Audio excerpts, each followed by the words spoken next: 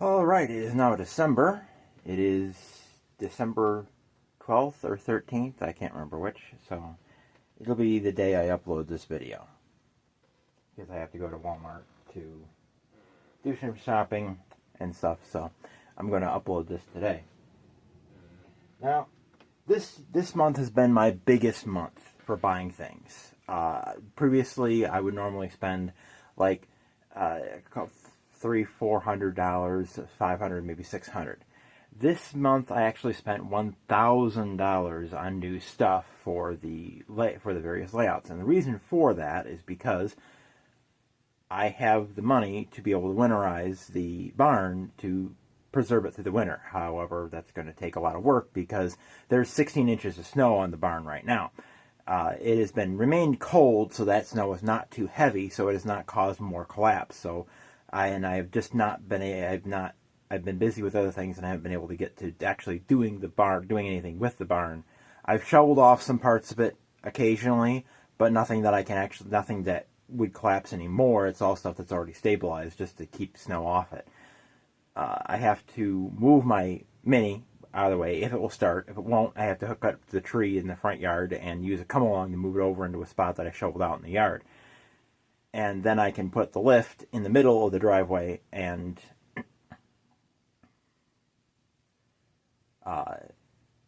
work on the barn from there. Now, that is going to be a cost of $2,100 to rent the lift for a month, plus there's a delivery charge or something like that, some like $120 or something like that. I have the money to cover that. I have $1,900 in my bank account. I'm going to be when I leave the house today, I'm going to go to the bank, put another $500 in it, and then, but yeah. So I have that covered, plus the $1,000 I spent on buying things. Let's see, where's my... Okay, it's over there. Actually, I took it off, so...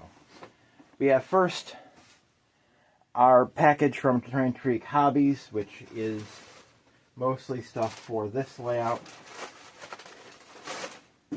Take all my packing paper out of here, and as you can see, it is open. Now, I did post on Jason's video, on Jason's group, and I can't remember if I did a community post, that all the packages this month would be open to save time, because there's 3 of them, and there's 18 cars in this one, and then there's a bunch of stuff in the one from Train World, and then there's stuff from Midwest Mall Railroad. So, you can see all the cars are right here. There's 18 cars, as I said.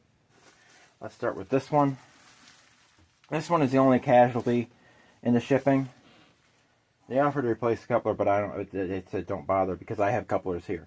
We have a Missouri Pacific 643549. Now, he did not know what builder this was, but I'm thinking... I don't know idea. Doesn't say on it.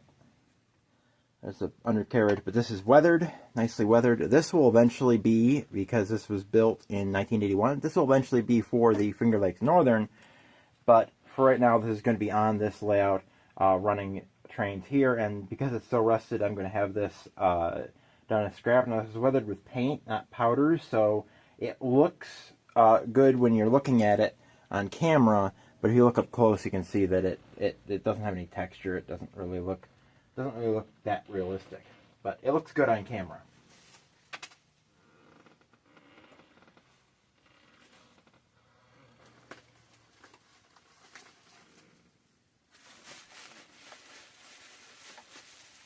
Then we have another boxcar, Chicago, Burlington, Quincy. This one I also have to replace the couplers on because it has the horn hooks on it.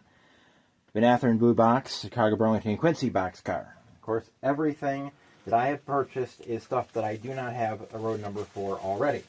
I make sure to do that, and all this stuff has been added into my Woodland Scenic database and into JMRI. At least some of it's been added into JMRI. Then another Santa Fe 145356, which is very similar number to a car I have already, but it's not exactly the same number. This is another one, has replaced couplers, it's got horn hooks on it.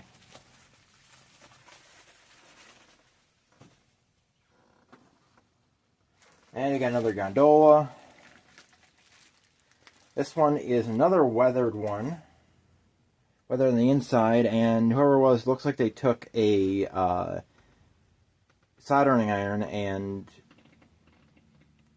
banged it up like it's been scrapped. You can see how banged up it is, that they deliberately melted parts of it, and they, yeah. So that's going to be a scrap gondola.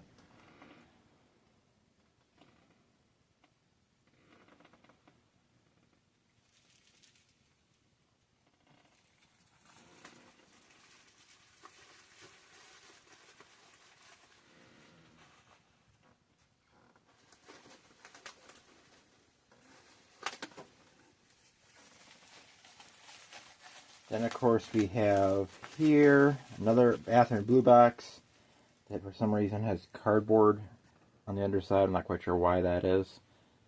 You can see it in there. Not quite sure why that is. But this is another one, Grand Trunk Western 516158. Another one with horn hooks that I need to replace. I should really get the appropriate couplers so I'm not replacing everything with double shelf next order. I don't think about it. I order stuff and then I don't think about it. Gulf Mobile in Ohio 5523. This will be another one will be put into service, hauling cotton from the south into for the textile mill here. Another one that's got to replace the horn hooks on it. Excuse me. Ooh. Allergies have been nuts lately. I'm not quite sure what I'm allergic to, but this time of year. I usually don't have allergy problems. There's another one with a scrap load, and this is actual metal, and that is very sharp. It will cut you if you're not careful. We have a Norfolk Southern, original Norfolk Southern, 7700, which on this side it says 700 because they weathered the number too much. But that is actually a red gondola. That's how much it's weathered, and that looks pretty realistic. That was weathered. It looks like it was weathered with powders, mostly. And that load looks really nice.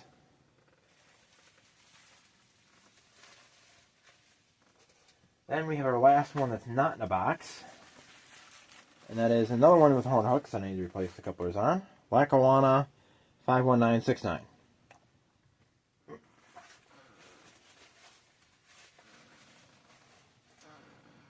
Now, in box, we have a Athearn Roundhouse, Southern Pacific Cement Hopper, which is weathered.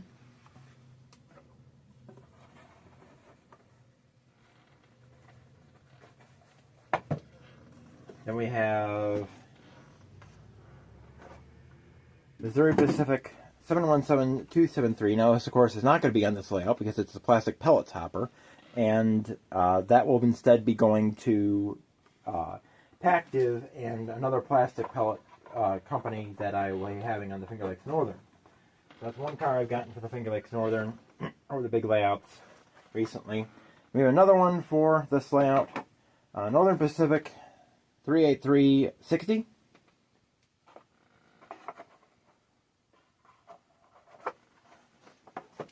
Then we have a mill gondola, Union Pacific 29038. That's, of course, going to be for the Finger Lakes Northern. However, it's going to be showing up on this layout, so I have more gondolas.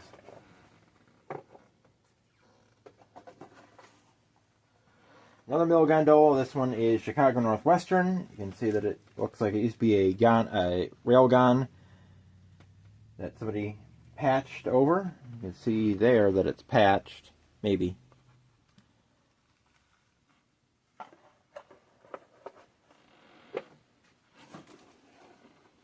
I have another gondola. It should be Proto 2000 gondola. These are one of the more expensive ones. Western Pacific. This one, pieces of it came off, but I can just put that back together. One of the ends is down here, and one of the couplers came off. Then we have, which one is this one? The Colorado and Southern, another mill gondola. That's, of course, eventually will be on the Finger Lakes Northern for the steel mill, but will be in here. Gonex, this, of course, would not be in this era, but it's going to be here. That's nicely weathered. That looks like it would definitely be in a steel mill. It looks like it has spray up from iron ore. Then we have another gondola, Missouri Pacific, and this one was built in '56, so this actually does fit the era for this layout. So we have these cars. I'll set the Train Freak box aside. So that was roughly $200 spent on these cars. So let's go into another clip. Okay, now the box from Train World. Now I was actually going to order something from Yankee Dabbler, and I was on Paul's Discord, and I had actually looked for one of the locomotives in here on Train World, and I cannot understand the how Train World works, because they will have a locomotive that they'll have a bunch of, and they'll sell a lot of them. And every other store, it's like they sell a lot of it. They might get one back if somebody returns it, or they find one in the warehouse that they didn't think they had, or something like that, or somebody sets it aside, puts on a layaway or something, and then they can't end up getting it. But Train World will have like 20 or something. They'll sell them all out, and then like next month or a couple months later, all of a sudden they've got 20 of them again. I do not understand what they do. It's like, do they order a whole bunch of them and then they stick them in a warehouse and forget about them and don't mention them in inventory, and then they decide, we found a box of these locomotives, let's put them on the website. And I don't understand how they do it, but they did it. And a locomotive that I would have spent $240 on, I ended up spending $140, I think. I have too much paper. And that locomotive will be this one. Another Bowser.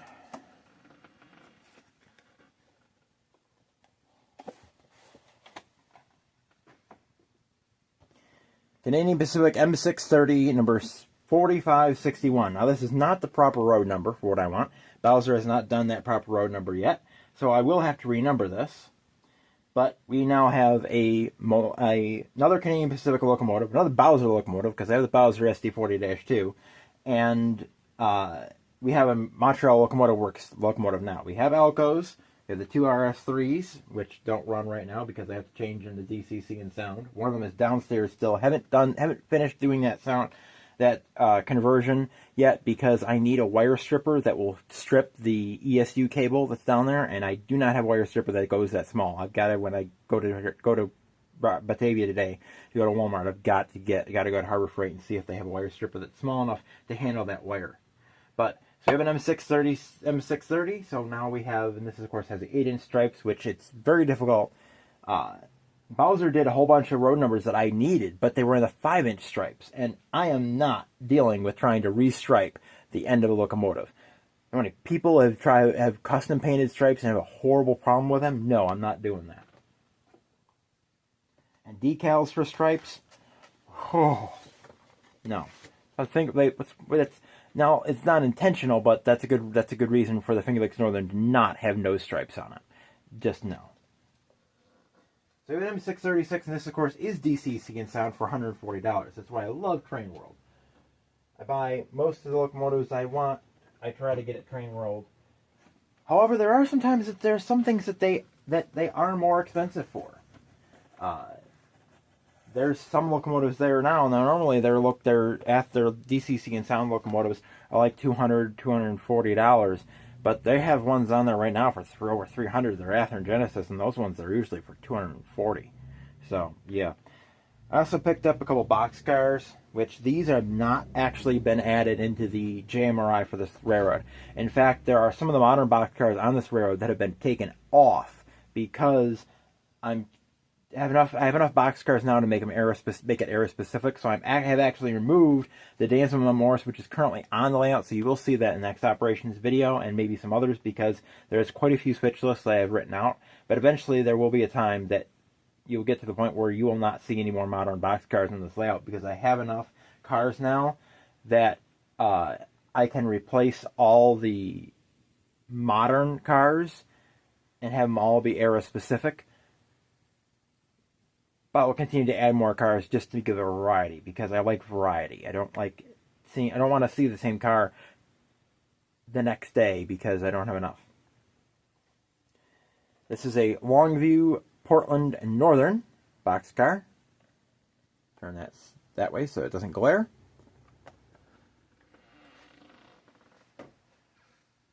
Of course, Athearn. And another Athearn. Pearl River Valley Railroad Company. It's a cushion service boxcar. There you go.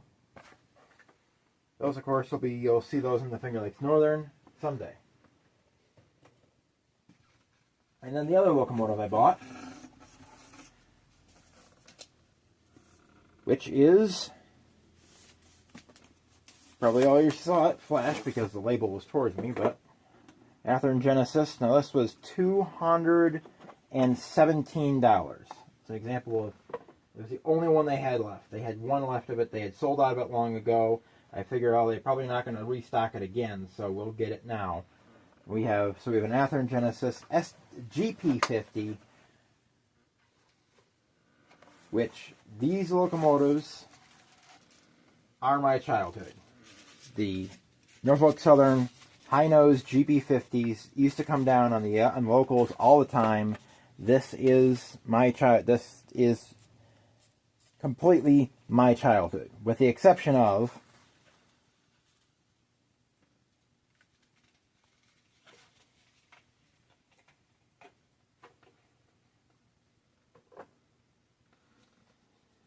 one little problem with this one, that it showed a different road number on the listing, so I did not know, and it did not list on the site. The one I need has a Thoroughbred logo, which does not have the horse set on it. But that is not a big enough thing to worry about, so I'm not going to change it. I'm going to leave it that way. And we have this beautiful GP50 to run on the layout. Long hood forward, Norfolk Southern locomotive. I have a Norfolk and Western, the GP38AC, which is up there, which I actually forgot I had. What is it? Oh, it's over there. The Atlas one. Now I have an Athearn Genesis. We have horn on both ends, firecracker and dual firecracker antennas. Long hood forward control stand is on this side. The little F there for the front. Plows on both ends. That all seems realistic. I'm not going to do a review on this because I'm sure there's probably people out there that have. But you'll probably see this in a future operations video because, just look at that locomotive. These are the days in Norfolk Southern that I miss, and that's why the Binghamton Western Model Railroad is going to end in 2009, because that's not only just before I turned 18, but it's also when the Southern Tier Line stopped looking like old Norfolk Southern. That's when the wide cabs really started coming in, and having locomotives like these will really set the era in a past era, because these don't even on the roster anymore. I don't think they have any more GP50s anymore. I think they're all rebuilt. The GP38-3s are sold. So these are one of the locomotives that really say, this is in the past, this is the day, this is the time that's no longer here, that we cannot go out and see anymore. That we all remember, those of us who lived around the area, but we will never see these again. So now we will go to the next package, which is from Midwest Model Railroad. We'll stop and go to that clip. All right, now the final package, and this is one that arrived last. Midwest Model Railroad. I have a few cars here that are definitely not going to be on this layout. First of all, we have an extra 77019. We have a 4,700 cubic foot covered hopper. This might be patched into a Finger Lakes Northern salt hopper. It might not be. Might end up having this being for feed or something like that. Then we have two cars that it is pretty self-explanatory why they're not being on this layout. Because 48-foot well cars just would not fit on this layout.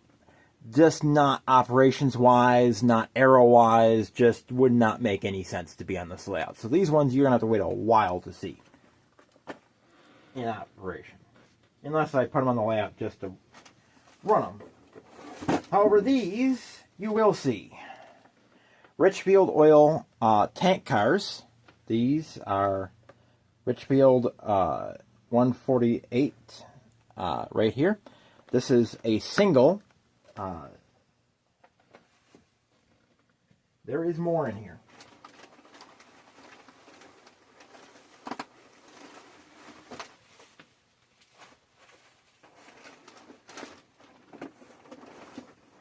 We have in here a 4-pack. 149, 151, 153, and 154 of Richfield Oil tank cars. Now these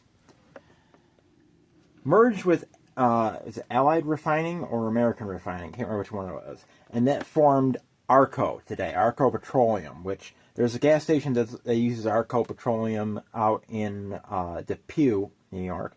But one of the guys in the area, an RIT student who's a friend of Paul Stamps, Garrett, CSX rail fan, he has a freelance which connects to the Finger Lakes Northern. They're called the Bloomfield Central. It's owned by his own freelance holding company called ARCO, a company that does it. And he created this company without knowing that there was businesses out there with that name. Like there's an ARCO Plastics, there's ARCO Petroleum, there's a whole bunch of things that are named ARCO. And so this is kind of a connection to his, and I specifically got these, the first of the ones that I want, just because of that. So those will be on the layout eventually, and then also a sticker that they include in the package. Where it go? There it is. Around Christmas time. One thing about trains is no matter where they're going, all that matters is where they're going. What matters is deciding to get on. Polar Express. We have a Polar Express ticket for a sticker. Of course, I do not have a sticker wall right now. We'll get to that.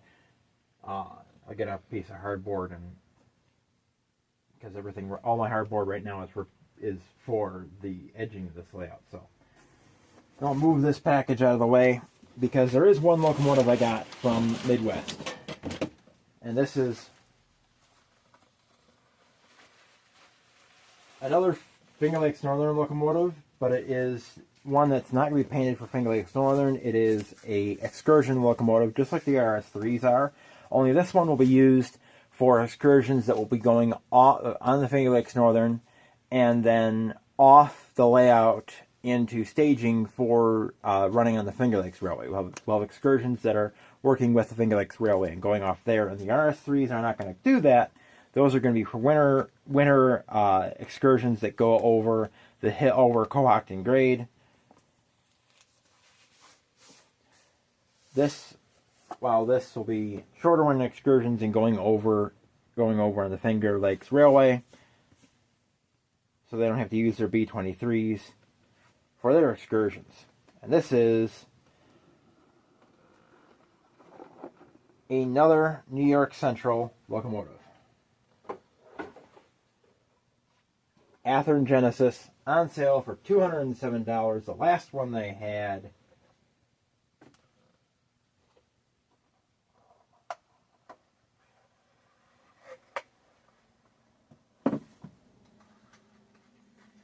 This is a delicate model. I recommend opening packaging by sitting on a tabletop and carefully sliding the outer sleeve off while keeping the model upright, then carefully opening the inner clamshell packaging to access your model. I did not do that. However, I will set it down now. This is I haven't decided how the Finger Lakes Northern acquired this locomotive, but it would not be hard probably would not be too hard for them to acquire it. This one you will see operating on this layout as always. New York Central GP9 7503. Now, in Railroad Pictures Archives, I could not find any record of the 7503. The New York Central did have a GP9 number 7503, but nobody took a picture of it. So this one is a excursion model. No, that's fold down step. Looks like it does fold down. But so this is a excursion locomotive, beautiful model with the torpedo tube on top. You can tell it's for passenger service.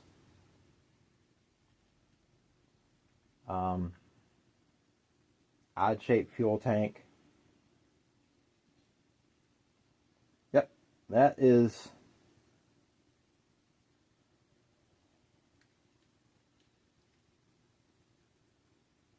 very nice looking locomotive. So there we have another thing. I might use this in my next operating session on the layout. Unfortunately, I have not, where is it? I have not put this together yet. I have been busy with other things in the house, but I will get to this eventually. I've been busy trying to take care of my mother, who has been really difficult lately.